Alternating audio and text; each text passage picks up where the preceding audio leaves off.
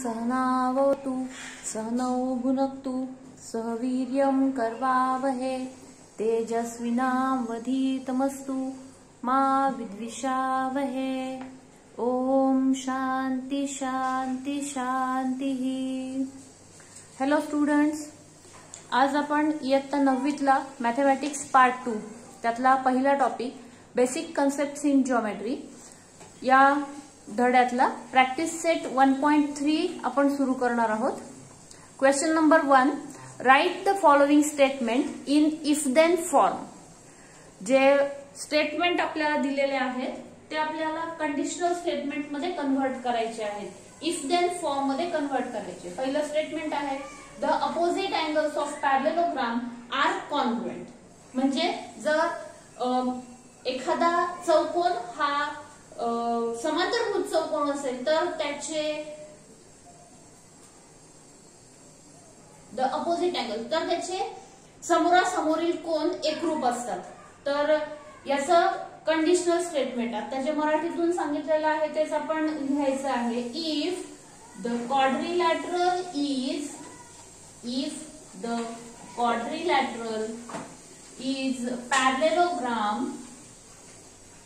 parallelogram then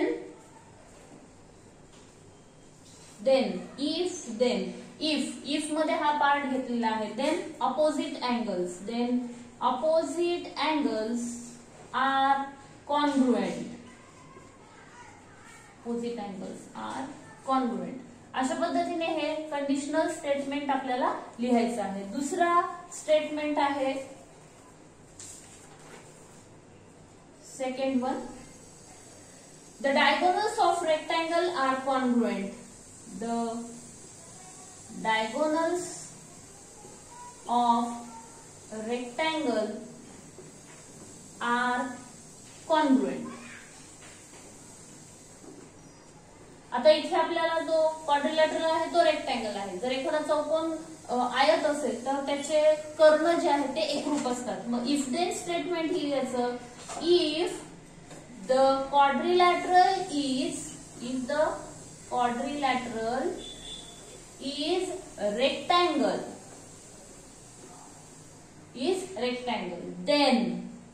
then what, its diagonals are congruent, then the diagonals are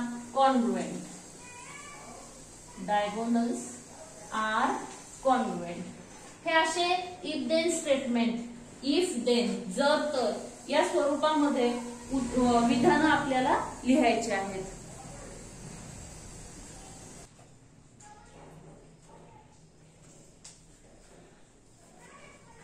third question, in an isosceles triangle the segment joining the vertex and the midpoint of the base is perpendicular to the base। आता या स्टेटमेंटला आपल्याला if then form मध्ये लिहायचं आहे। इथे आपल्याला दिलेला आहे आयसोसेल्स ट्रायंगल। मग आपलं स्टेटमेंट येईल if the triangle is an isosceles triangle, if the triangle is an isosceles triangle then जर एखादा त्रिकोण समद्विभुज त्रिकोण असेल तर then the segment joining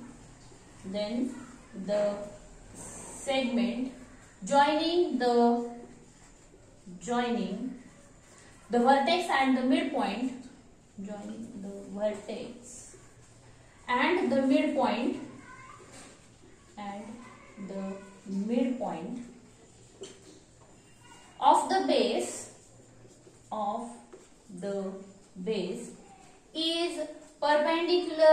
the base is perpendicular to the base, अशा पद्धतीने या स्टेटमेंटला आपल्याला इफ देन फॉर्म मध्ये कन्व्हर्ट करायचं आहे।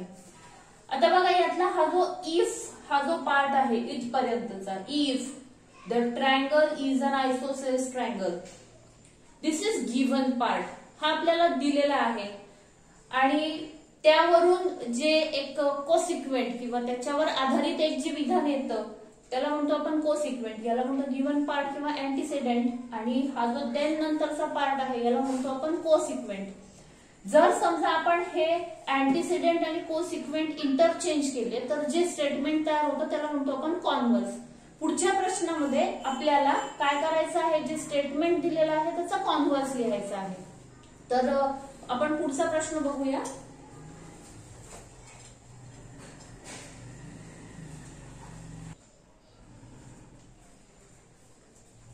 So now question number 2, write converse of following statement. इथे काही स्टेटमेंट दिलेले आहेत आणि त्यांचा कॉन्व्हर्स आपल्याला लिहायचा आहे. कॉन्व्हर्स म्हणजे असं स्टेटमेंट असतं की आता या दिलेल्या स्टेटमेंटमध्ये जो गिव्हन पार्ट असेल तो पुढच्या स्टेटमेंटमध्ये म्हणजे कॉन्व्हर्स मध्ये तो कोसिक्वेंट बनेल.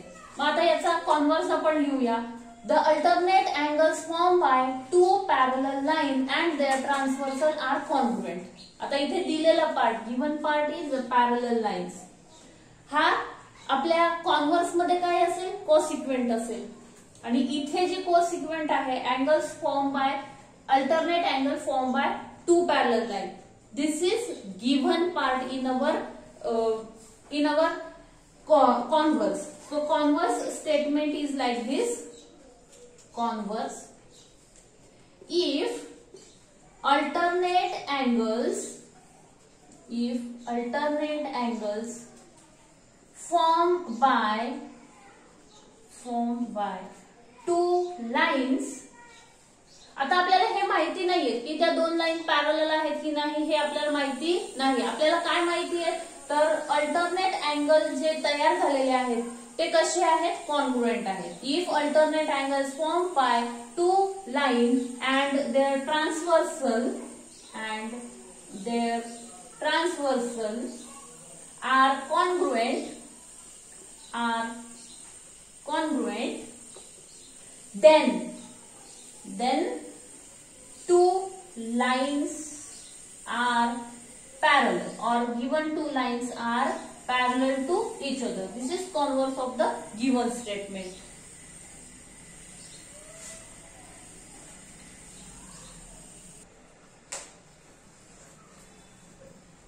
Second one, if pair of interior angles made by transversal of two lines are supplementary, then lines are parallel.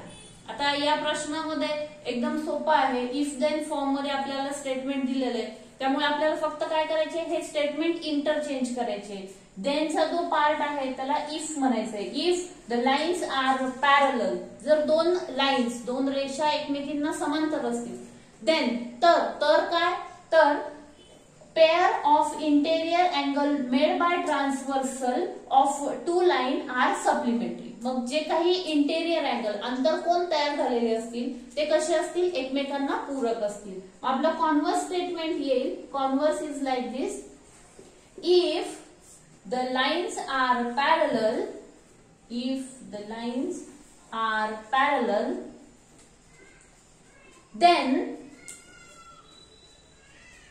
then pair of interior angles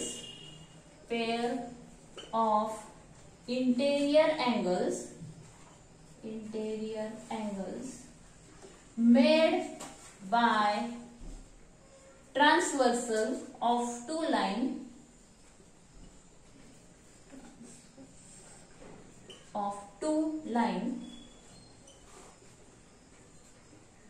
are supplementary.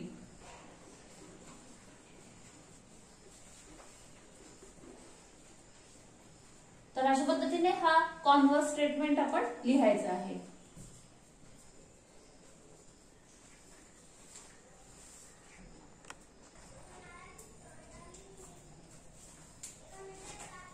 Third statement is the diagonals of a rectangle are congruent. याचा converse लिहायचा आहे. म्हणजे आपल्याला जो दिलेला चौकोन आहे तो काय आहे, रेक्टँगल आहे. So rectangle is a given part and diagonals are congruent is consequent. मग आता कॉन्व्हर्स मध्ये आपल्याला उलट करायचं आहे. कॉन्व्हर्स मध्ये काय असेल की डायगोनल्स कॉन्ग्रुएंट असलेला एक चौकोन आपल्याकडे आहे. मग जर एखाद्या चौकोनाचे कर्ण डायगोनल्स जर एकरूप असतील तर तो चौकोन आयत असतो. मग इथे आपल्याला काय लिहावं लागेल, if diagonals of a quadrilateral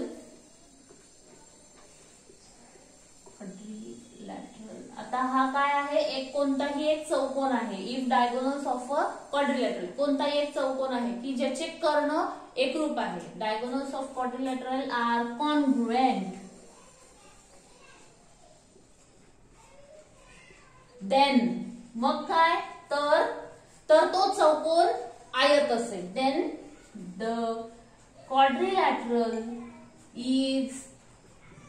quadrilateral is a rectangle. आता इथे हे जे दोन स्टेटमेंट आपण बघितलेले आहेत, statement and its converse, many times statement and converse both are true, दोन्ही पण सत्य असतात.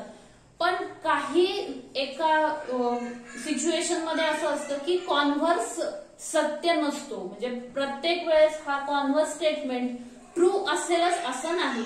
ते सुद्धा उदाहरण आहेत आपल्या पुस्तकामध्ये दिलेले आहेत. पुस्तकामध्ये अशी विधानं शोधायचे की ज्याच्यामध्ये स्टेटमेंट जे दिलेलं वाक्य आहे ते सत्य आहे परंतु त्याचा कॉन्व्हर्स सत्य नाही, असं स्टेटमेंट शोधायचंय आणि मला कमेंटमध्ये कळवायचं आहे. तर अशा पद्धतीने प्रॅक्टिस सेट 1.3 आपला संपलेला आहे. पुन्हा भेटू आपण अशाच एका व्हिडिओमध्ये. थँक्यू.